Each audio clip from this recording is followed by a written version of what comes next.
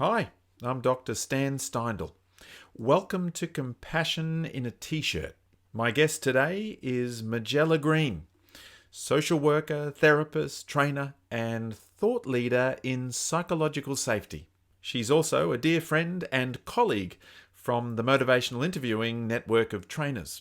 Recently, we both presented alongside Professor Bill Miller and Denise Ernst at a Mint event titled Compassion, Psychological Safety and Hope. I was so interested in her presentation that I invited her to come and speak with me on Compassion in a T-shirt. She has a background in community development, trauma-informed practice, and motivational interviewing. Majella helps people, teams, and communities create spaces where care, courage, and creativity can thrive. And so I bring you Majella Greene.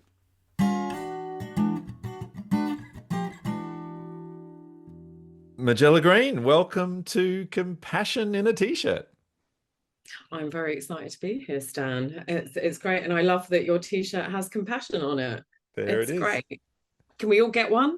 You know, I considered creating Compassion in a T-shirts for the merch, but it didn't really add up, unfortunately. So or no. maybe we'll have to commission our own in our local countries. That's true. That's true.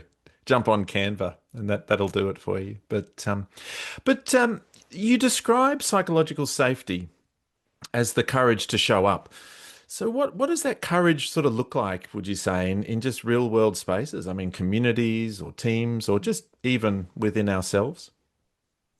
I suppose first of all, it's often safety can feel like not stepping forward, merging into the background, and and not speaking your mind or participating because the environment doesn't feel safe. And then there's this element of building safety internally within ourselves that says, I am going to step forward. I am going to say something, even if this means that people aren't going to like me or they're not going to receive it well. So in teams, it's like being able to make mistakes without fear of being criticized or being knocked down. It's seeing those mistakes and being able to learn from the mistakes and build on that. And then in communities, it's holding space for disagreements and not shutting people down again. Is that kind of having an open dialogue, even when it's quite emotionally tense. It's holding that risky space in between. We don't know where we're going to end up with this. This could go terribly wrong. And oh, there's a solution and a way of moving forward. So it's being courageous, but not fearless. You can be fearful and still Mm, speak. mm. Actually, what the thing that you started with there is actually it just sort of was a surprise in a way, but it makes so much sense that sometimes psychological safety, we might be seeking safety and we kind of feel like we have to actually back away or withdraw or avoid or keep our heads down or not say too much and so on. And actually that's coming from still a threat protection motivation, isn't it? And a sort of a safety seeking motivation. And we want to create spaces where people might not have to default to the avoidance sort of version of what it might be to create safety, but rather that they feel able to, not without fear or not without some trepidation or something like that, but that they're able to step forward and speak up in a way where they're sort of kind of able to be heard, and that takes a lot of courage, I guess. Yeah, especially if you're in a large group, a new group, a strange situation, not in your comfort zone, being able to find your voice, even when it might be in conflict with others in the room. Hmm. Hmm. How much of psychological safety is within the individual? Because I was going to go on, I think, to ask about really the collective responsibility of creating that kind of psychological safety. How do you parcel out those elements? I think that's a great question. It's a great question because I don't know, is the simple answer. However, there are elements that are clearly internal. So no, well, people can try and force you to speak or say things, but you're more likely then to just toe the line. But to actually feel internally driven and capable of speaking out against something, that it could be as something in the office, like, no, I don't want the bookcases there, to hang on, there's this horrendous situation that's happening in the world and I really object to it. Mm, And being in environments where other people don't agree with what you're thinking or feeling. So I suppose the drivers are, what are, where are your values? What's important to you in the greater scheme of things? Is this something that you can let slide, or is this something that actually letting it slide now is like creating a wound, a small puncture wound that is not going to get addressed and is slowly going to eat away at you? And mm, then the collective responsibility, really, you have no control over. You know, you've got no control over how other people are going to respond to you. You can create environments where you encourage people to speak their minds and practice not reacting in the, oh my God, you've made a terrible mistake. So, where we commit to, ah, okay, my default is to go into criticism here. I need to step back from criticism. I need to just allow the space for us to process this in some way, shape, or form. And that can be in any work environment. You know, it doesn't have to be a, oh, we're all therapists working together. Let's create this environment that's psychologically safe. It can be any work environment. In fact, I'm working with some people in hospitality where we're working to build towards creating their place as the best place and the most psychologically safe place for people in hospitality, because we know hospitality is really tough mm, on so many levels. So I mm. think there's a collective, but we don't know how any one person is going to respond in even within that collective. It's tricky. It's tricky, Mm. and it does relate to our tricky human brains, really, doesn't it? And the way that we have these different feelings and thoughts and motivations, and partly it's about the individual and finding that strength and courage, I suppose, to sort of take steps even when feeling anxious or fearful. Sometimes their fears might be sort of embellished in their minds, even in terms of the the dangers that are there. That often the mind highlights threats, I suppose, in that way. But often it's not that they're exaggerating anything, and so it requires that courage. But we don't want to sort of lump all of the responsibility on them. The broader interventions, trying to create that psychological safety in a much more relational, cultural sort of way amongst an organisation. I was thinking a moment ago about sort of building sites and construction sites, I suppose, and just the some of the people I've worked with too, where it can feel very psychologically unsafe and very threatening and a lot of bullying still, oddly, in this even in this day and age, I suppose. And so, what are some of the cues really that might that we might all be able to reflect on, maybe even in our workplaces and our environments, but the cues where it suggests that the space kind of is truly safe for people to be Mm. themselves. I think probably thinking about noticing what isn't being said, noticing the things that aren't being spoken. Um, I think it's interesting that choosing the building sites, as you're talking, I'm thinking, well, in the 1970s, 80s, and probably through the early 90s, you couldn't walk past a building site as a woman, no matter what you looked like. You could be any size, shape, shade, anything, and you will get a comment of some sort, whether it's meant to be a compliment or a dig or whatever. That doesn't happen anymore Mm. here. So Okay. there's Yeah. definitely like, I think culturally we can change things. The looking at where there's power in the room, who's hoarding, who's controlling, who's dominating, and what is that lead about? What's the benefit here to them and the gain? Mm. Um, Thinking about how you feel it in your body when you Mm. enter spaces or walk past spaces. Um, Using that building site example again, certainly as a young woman, if I was approaching having to walk past a building site, I would be like, I'm crossing the road, or I would avoid because I couldn't deal with it, deal Mm. with whatever was coming. I didn't want it. And now, I'm obviously an older woman now, but you, I could run past and not feel scared or worried about having someone say a comment.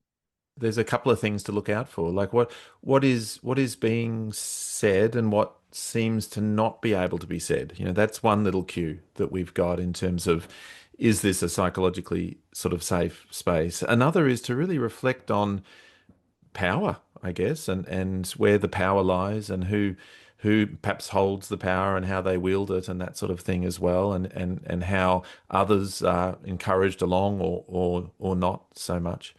And then the third bit you mentioned is, yeah, just sort of kind of a feeling it in the body thing, just sort of that mind awareness and body awareness, I suppose, that if I enter a room or I'm with certain people, or what am I noticing? And sometimes that kind of awareness there can give us insight into our own sense of our own psychological safety, but it's sometimes through empathy and mentalizing it can give us clues about, how safe might others be feeling in this particular space as well. So you can, I guess, yeah, there were those multiple kind of cues or sources of reflection there around safety. And you've brought me back into the biggest thing is how difference is met. Gotcha. How do people, when if you're different or someone else is different, how are they being responded to? And if people are expected to assimilate, that's not safety, that's suppression. So it's Mm. like such a big thing. I find this the most powerful thing. It's like, you're okay as long as you toe the line, as long as you argue from an academic point of view, as long as you wear the right clothes or sit at the right table at lunchtime or whatever. So it's that kind of, actually, how do we facilitate or embrace difference, even if someone really gets on your nerves? Mm. you know that's about you, not them. That's about your reaction to them. um it doesn't invalidate who they are or their opinions or their right to be in the same space as you. um, and I think that's one of the biggest things about psychological safety that hits me is, if you're assimilating, then that's probably suppression and Mm. bowing Mm. down to a dominant culture in some way. Mm. You've used the phrase belonging without fitting in, I think, is a way to think about that we need that sense of belonging. It's such a deeply felt human need when we're in families or groups or communities. Um, but that pressure to change or adjust or kind of lose touch a bit with one's own authenticity, because you got to try to be that chameleon and fit in. That's the bit that creates the lack of safety in a sense. Mm. Yeah, I think the term code switching, Oh, you know, if you feel like you're having to code switch, then you're probably not psychologically safe right. to be yourself and to be who you are. Yeah. And be, I suspect there's a sort of a power kind of element to that too, isn't there? Maybe that if the person who has less of the power in that arrangement is the one that's always having to code switch, then that's different as well to perhaps the person who has more of the power, but maybe there is a little bit of an obligation to code switch in order to create safety for others. I'm not sure. What are you? I'm just thinking Mm. out loud. Yeah, I think, well, I think there's such a pressure to, certainly in my lived experience around presenting in a particular way, speaking in a particular way, not using particular language, not swearing, not doing this, not that, like these things that are can be jumped upon as if, oh well, that means that you're not very bright because you have an accent that denotes that you're from London, you're from this part of London, you're from this part of you're from a working class background, all these kind of hierarchical imposed constructs that are yeah, basically in our everyday existence. Yes, it's a funny one, isn't it? Because we can, as a species, we seem to struggle with that sort of us versus them, or that sort of tendency to other people, or the sort of, and we find it harder sometimes to, well, relate to, but also feel kindly or compassionate towards people that are maybe different to us or something like that. And so there's a tendency to sort of expect people to be a bit more or a bit less different to us, a bit more the same. And that's the code, I guess, piece that you're referring to. And so there's discomfort, I suppose, when dealing with people who are different. Mm. How does one bring compassion to that, to the different people involved, to the group of people where difference can feel difficult, even threatening, I suppose, Mm-hmm. and sort of it, but in that very human way that's not really our fault, I suppose, but it's just part of how the brain is designed. I mean, how do we cultivate that kind of compassion? So when I was reflecting on this, I'm going to read you what I came up with because Okay. yeah, so we start by naming the discomfort. Compassion isn't always soft, it can be fierce. Yeah. And true belonging doesn't require people to shrink or edit themselves. Mm. So one of the most liberating experiences is being in a room where people didn't need to justify their accent, their neurodivergence, their grief, or their joy. Mm. Um, that didn't happen by accident. It happened because someone made space for all of that. So it's that creating that space for people to show up as they are. So compassion in this sense means giving, having permission to be your whole self and creating that space where everyone is able to show up as their whole self. And it means Mm. staying with the tension that arises when people bring radically different lived experience. Yeah, that's beautiful. I mean, the CFT kind of thing is, we're born with these tricky brains designed for us, not by us, and so on. And then we're shaped by experiences. Things just start to happen that, and much of that is not our choice, and kind of not our fault in a way. And of course, we're born in different places and different families and cultures and communities, and we don't get to choose, sort of any of those bits and pieces. And so I love that notion of really understanding the whole person, not Mm. not just defining them by a certain look or accent or a certain behavior or something they did just yesterday, but rather having that sense of the whole person, and that sense of common humanity perhaps too sneaks in there. That idea that we're all just kind of doing the best we can, with life, and that it's hard and we struggle and sort of suffer, but to stay connected with the whole person with all this history and so on just kind of opens us up, and we can make space for those people. Mm. Yeah, and for ourselves, making space for ourselves to be ourselves in different environments, not not going for that, oh, I must be like this mask in this situation. Um, and actually it's possible to be your whole authentic self because there's no one else you can be. Mm. you know, you're just withholding parts of yourself.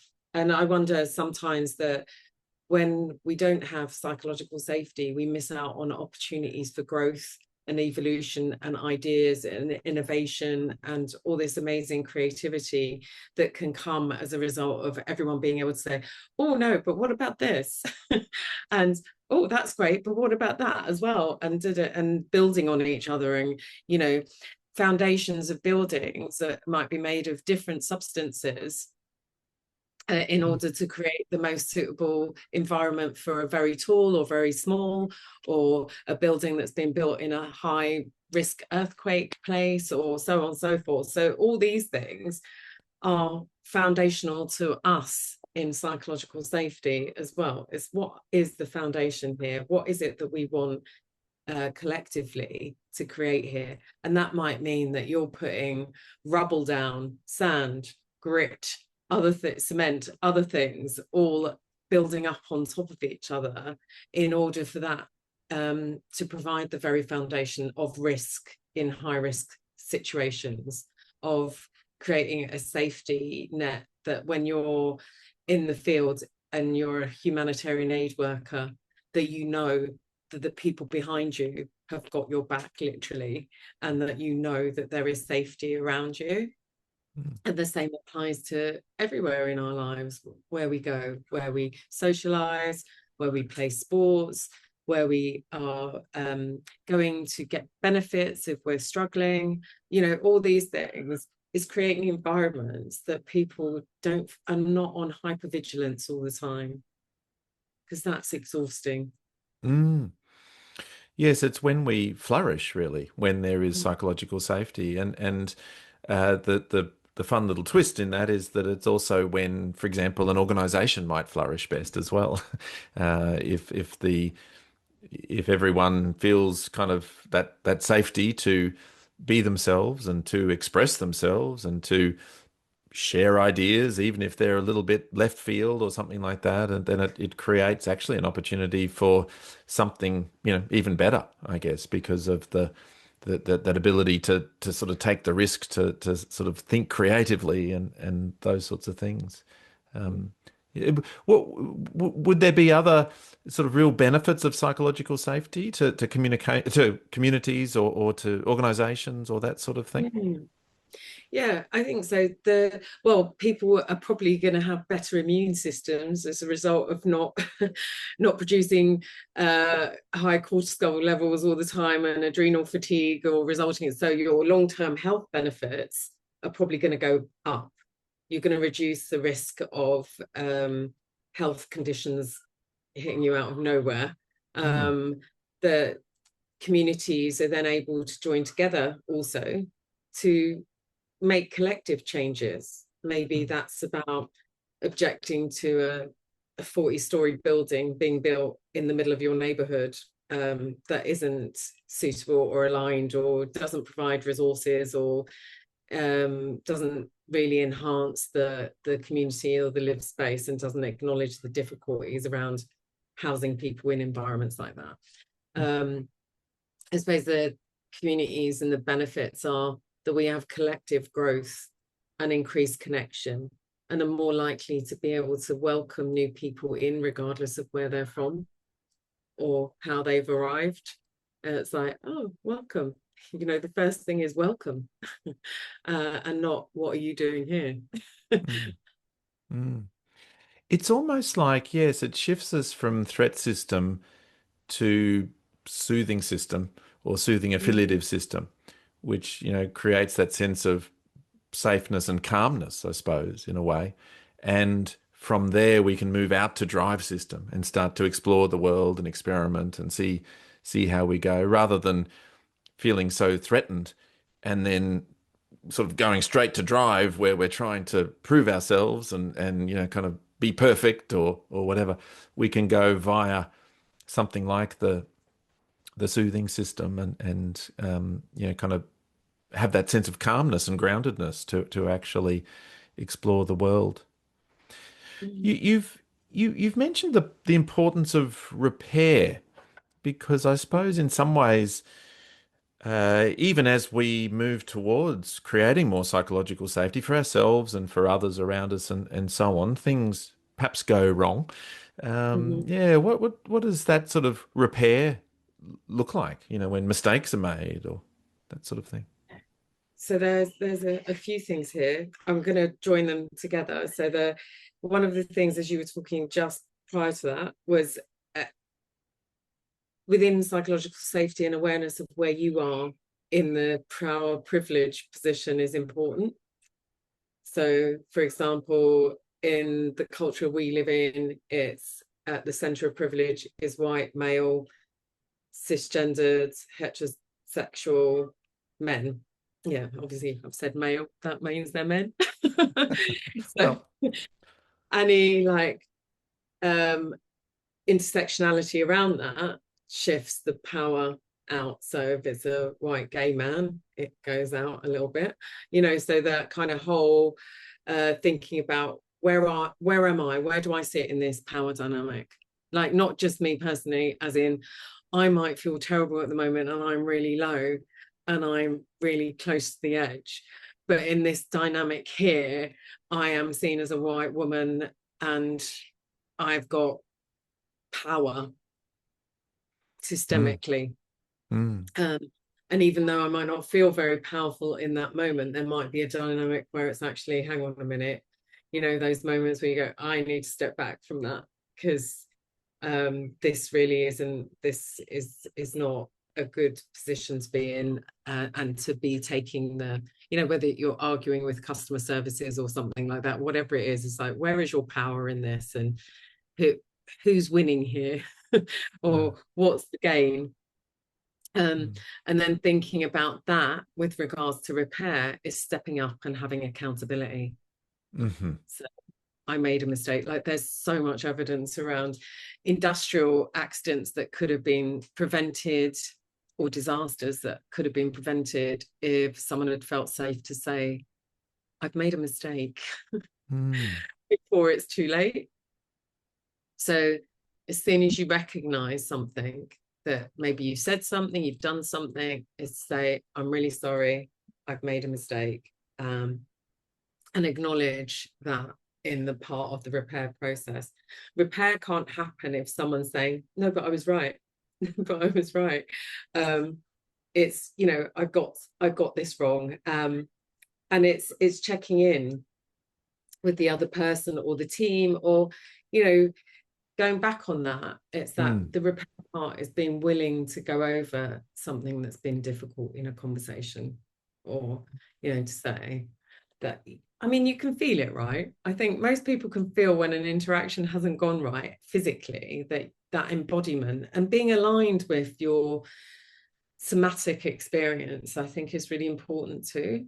Mm. So when we cut that part off and just operate from here, we're missing all the cues, the social cues and the biological cues to environments that, if we're open to, might enable us to have better conversations and to pick up on things earlier and acknowledge, oh, so and so hasn't spoken in a meeting for 3 weeks. What's going Yes, on here? yes, Mm. yeah. It begins with awareness. It begins with awareness of ourselves and our perhaps privilege, or the intersection of our identity and who we are in that moment and who the others are around us, and how that the interplay there, and kind of creating an awareness and so on. And when you feel it in the body, or you're kind of noticing cognitively or otherwise that something's gone awry and something doesn't feel right and a mistake's been made or whatever, it's then that kind of acknowledgement and accountability in a sense, and perhaps apology in a way too, or at least recognizing what's happened, and trying to talk about it, I suppose, which you still have to be very careful there, I imagine, at that point, because to have a conversation with someone for whom there still remains that same power imbalance, that can feel threatening too, because so really carefully approaching the follow-up conversation is just as important as the original sort of moments where all of this happened. It's an ongoing weaving through the interactions that are happening, that we're trying to stay aware and cultivate that sense of safety. Mhm. Yeah, and it's being able to say to someone, what do you need from me now? Not just assuming that whatever I've said, my apology is enough.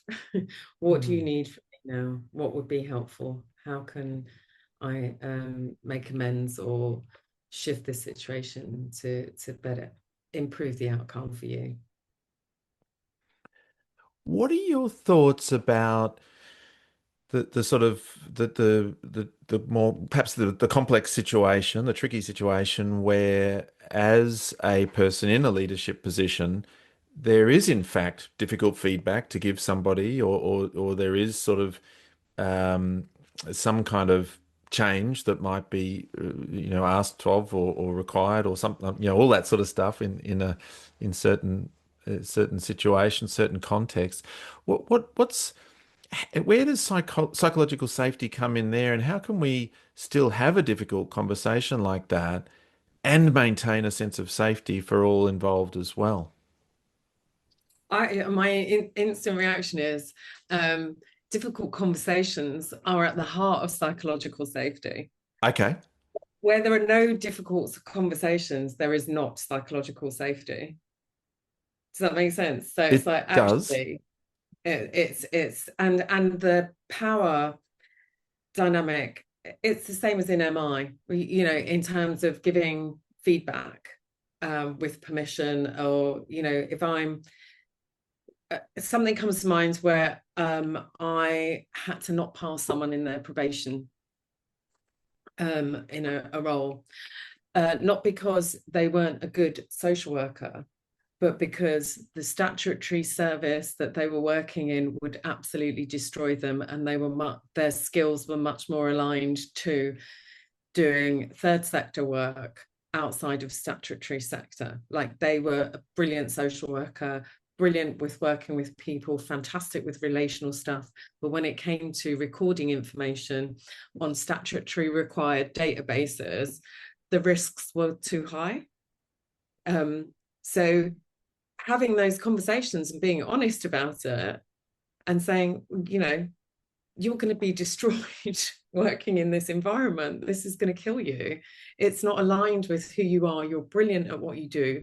It's like saying to someone who, you need to fit into this box over here that's way too small and confined, or you can stay here and do that, and we'll eventually compress you so much that you're squished out of all the edges and unrecognizable from who you truly are. Or, look, this kind of thing is going to work better for you. But being honest about it, having those, um, recognizing someone's strengths, not just saying, well, no, put, I suppose, pathologizing them. You're not pathologizing them. Yeah, you're not very good at that. You're not a very good social worker based on your work here. That's not true. You're a very good social worker. In fact, you're excellent. Your skills are superb. This environment requires something completely different from the skills that you are really good at. And this is Mm, going to destroy you. mm.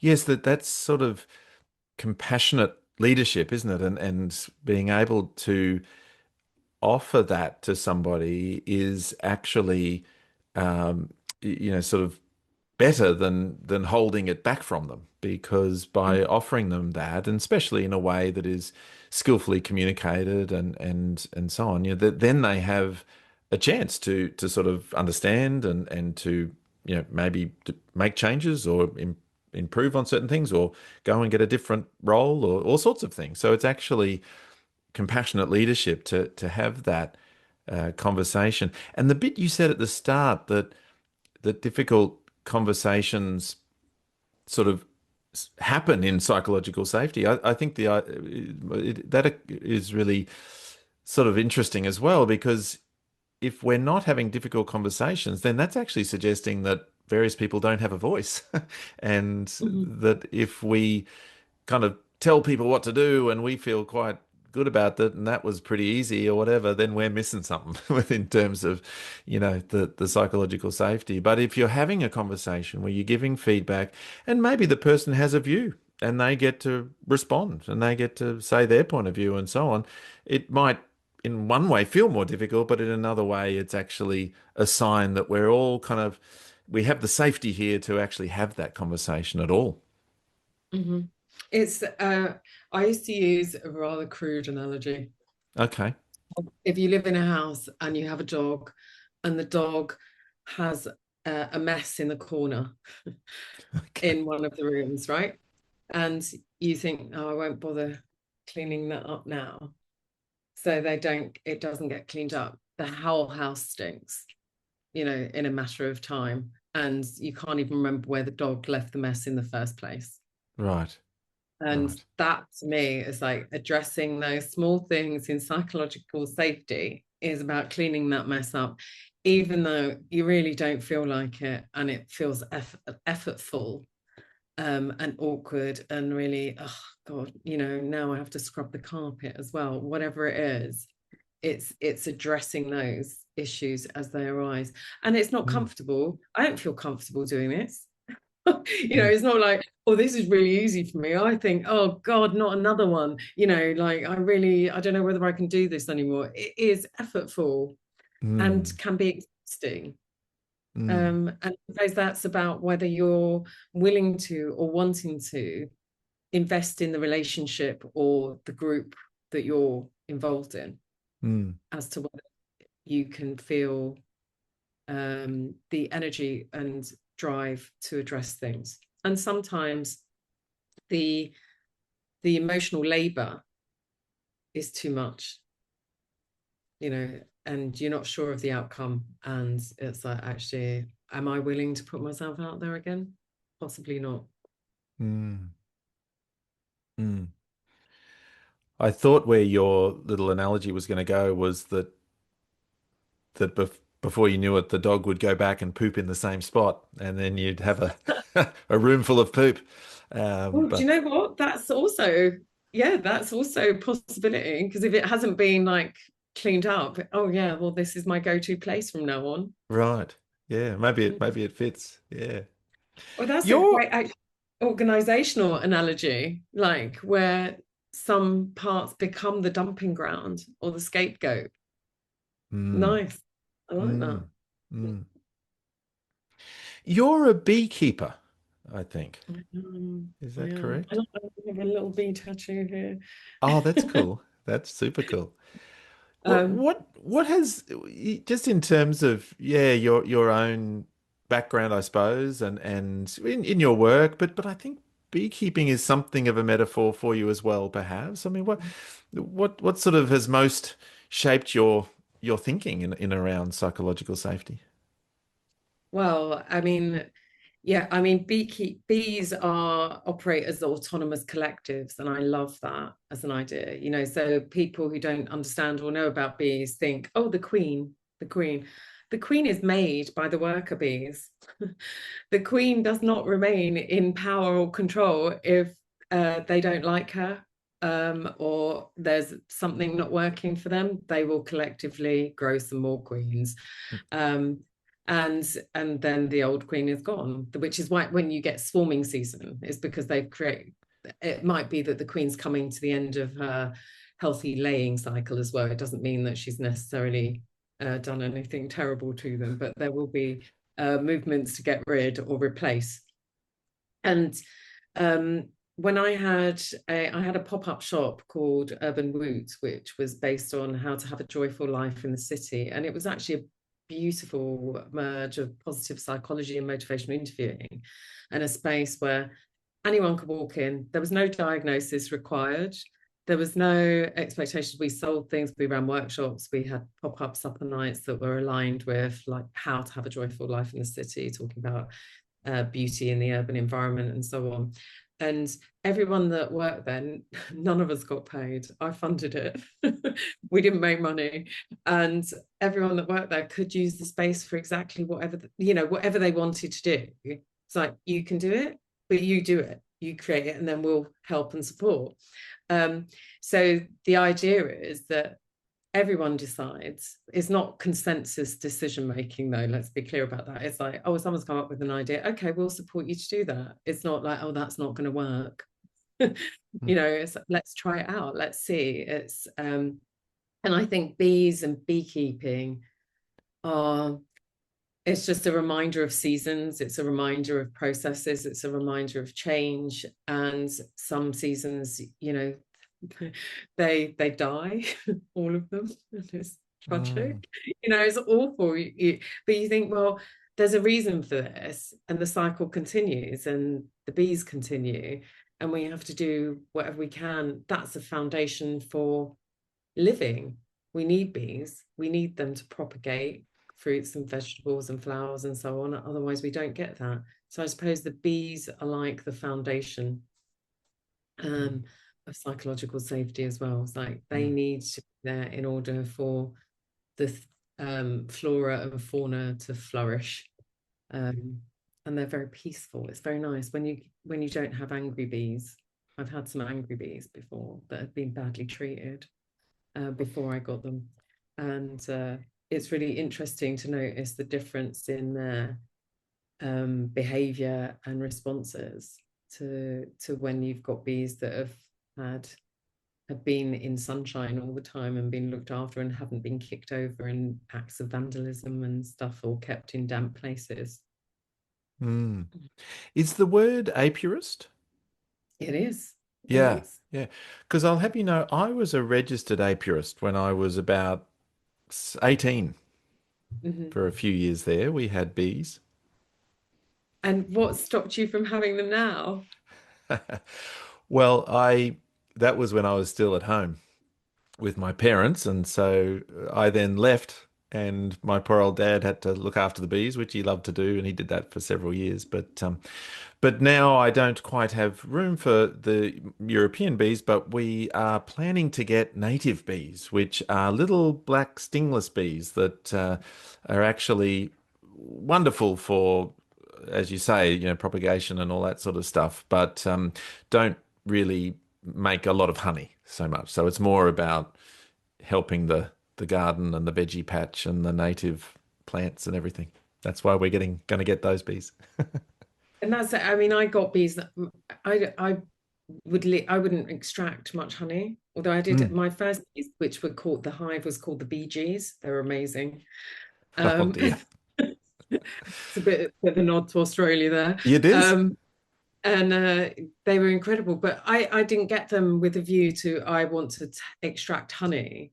But I ended up with it was like a high rise hive. They were just so productive. It was ridiculous. I was like, okay, I'm going to have to take some off because it's just going to rot. But always leaving, I don't like feeding them supplements. I think they've made all that honey. Leave that for them for the winter. Mm, Let them that's eat their produce. mm, They've done the work. yeah. Extracting. I don't get it when I mean I get it in commercial worlds, but when you're syrup feeding No, hive, no, it seems no. to sort of just be a very strange paradox. But Mm, yeah, I mean it is very interesting because they are this incredible community, and each one matters. Each one has a real job to do, and when we presented together recently, you had one of your slides was advocacy starts with small shifts. I believe your voice matters is mm, radical, to actually express that and live it and embody it, to be a person who can sort of champion, I believe your voice matters. Can you say more mm, about that? mm. Yeah, I think that it's that, we often see people, it could be in person or in online. We're much more online now, where there's a very small number of people that will express or speak or so on. And so the opportunities to invite um, a conversation or invite people in without them fearing that they're going to be cut off or chopped down or analysed in a way that's unfavourable, um, is important. I think mostly I worked a long time ago in criminal justice, and like working with young people wasn't my favorite thing to do, and it was also substance misuse, and I'm really interested. I mean, I loved, and I still do love working in the field. Um, and I went to assess this young man who was in a youth offender unit outside of London that only had legal visits at 9 o'clock in the morning. So I had to leave my house at 4:45, Mm. get there on in order to see him in person. This was before we wouldn't have done anything online then. Mm. It was written in stone tablets. Yes. um, and sitting there with him, he, came in all the kind of I'm in a I've got to be tough mode, which is understandable, totally appropriate for that environment. And just sitting there with him and kind of having a conversation initially starting and then asking him, you know, um, what is it that you want? What you want is important. And he just couldn't respond. And he Mm. was like, no one's ever asked me that before. No one's asked me what I want or what's important to me before. This is a young man who like is 20, 21, and no one had ever actually asked him what he wanted before. Mm. So actually asking the questions, and affirming that your voice matters, even if your thing that you're asking for isn't going to be provided for in this moment, your voice still matters on it. Mm. You know, even if it's not available, your voice still matters. Mm. If it is available and it's accessible and it's appropriate or whatever it is, or you want it, go for it, whatever it is. Um, but actually opening the conversation with what do you want, what's important, what would you hope for? Mm. Which starts to sound awfully like motivational interviewing, doesn't it? I guess in a way. And I was just thinking Yeah.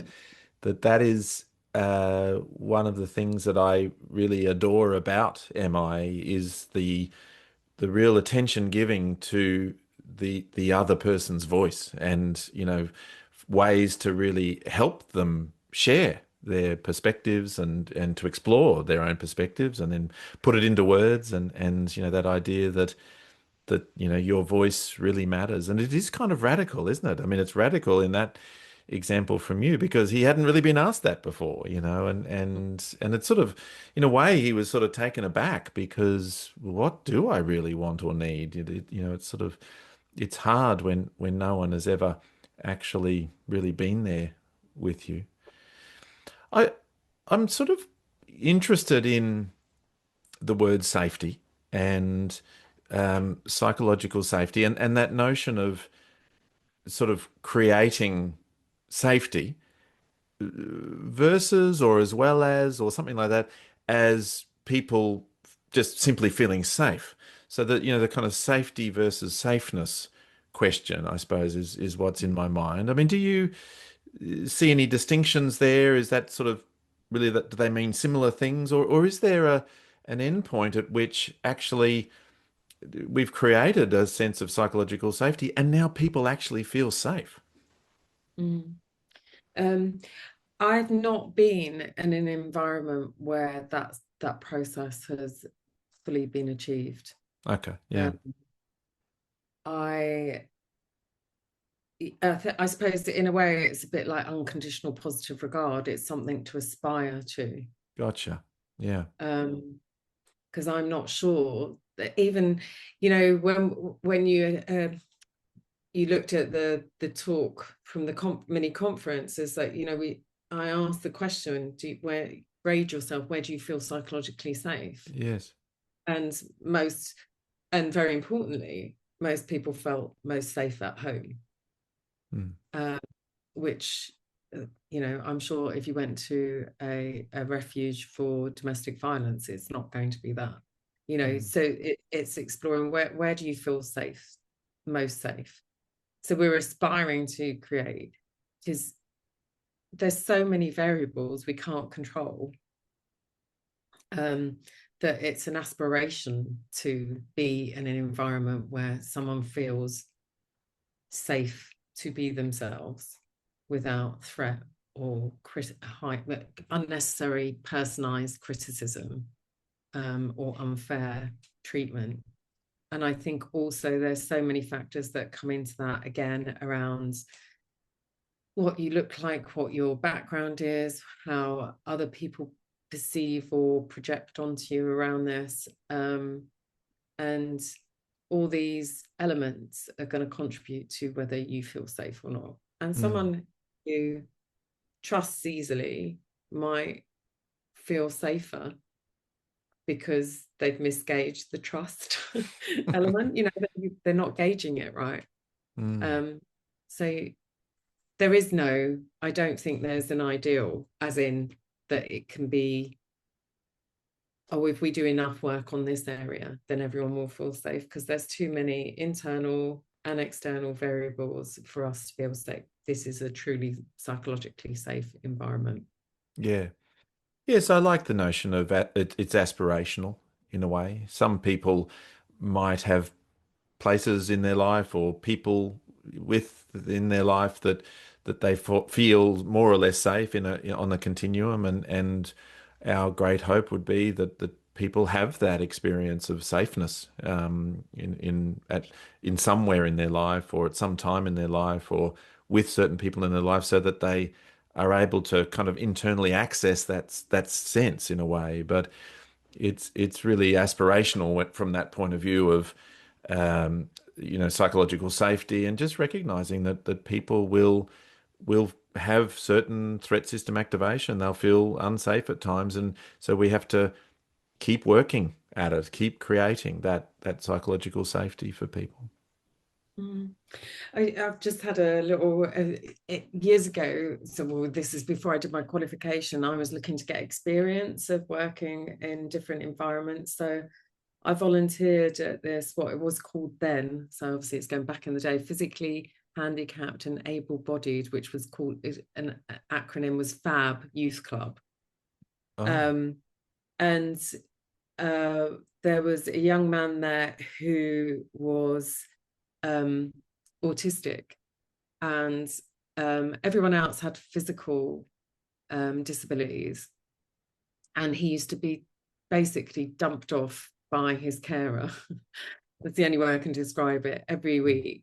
And he would stand there stimming and being agitated. And obviously, these were words that I mean, I didn't know stimming back mm. then. And, but every week I made a point of going over and just saying, hello, how are you?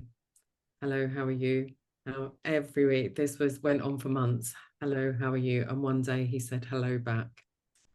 And I was just like, that's amazing. Like, the consistency and the repetition facilitated some space for him to have a word, a voice of A something. voice.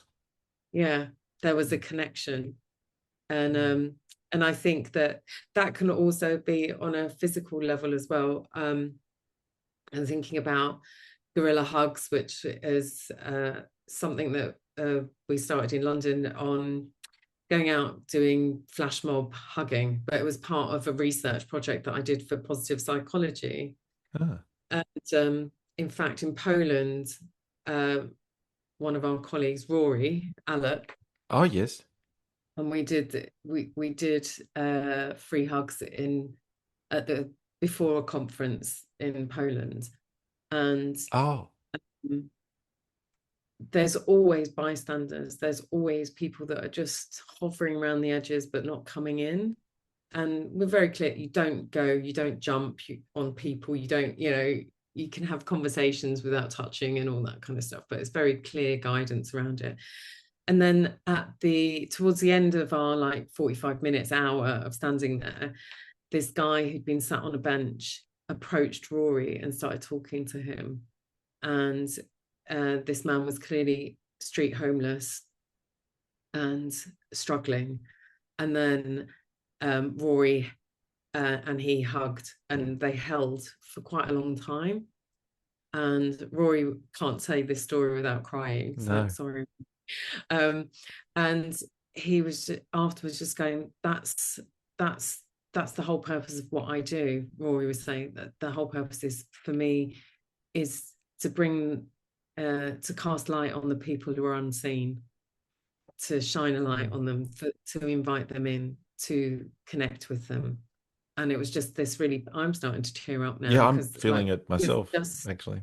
really super powerful. And I think that's where the embodiment part of it comes into, that we have to, you know, if we don't feel safe, we need to practice kind of some activation for our, you know, parasympathetic nervous system, and we can incorporate that into our meetings, with whether they're team meetings, whatever. Just shake, do something, have a theme tune, do something that helps us center ourselves, um, and let go of whatever it is that we've just been experiencing, good, bad, or indifferent, so that we can be fully present, um, in the situation. And that will facilitate more foundational stuff for creating a psychologically safe environment. And ultimately, we choose we choose what we choose to do, and we choose when we choose to be vulnerable. And no one should be forced to be vulnerable.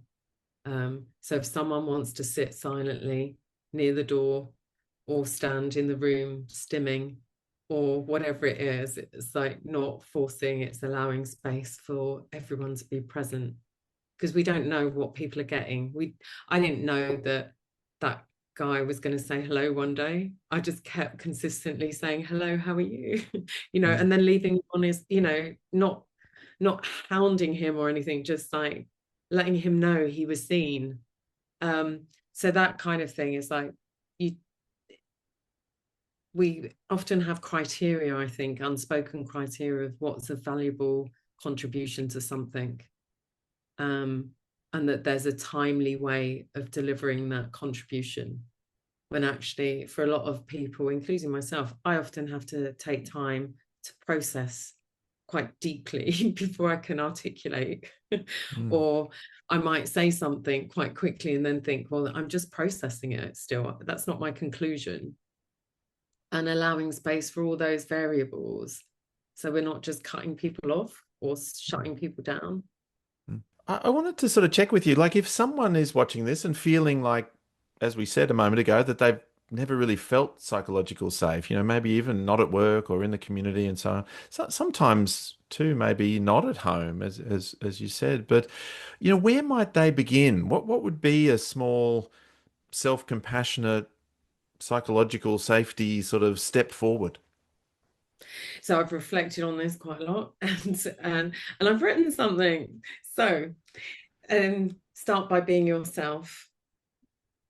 If something doesn't feel safe, that's real. So if it doesn't feel safe to you and everyone else is feeling safe, whatever you're feeling is valid and appropriate for you. And you don't need to justify it or explain it in any way. And then maybe ask, what's one small way I can show up for myself today? And that might be setting a boundary, speaking kindly to yourself, or finding one person who feels like soft ground. You don't have to leap into vulnerability. Start with noticing what helps you breathe easier.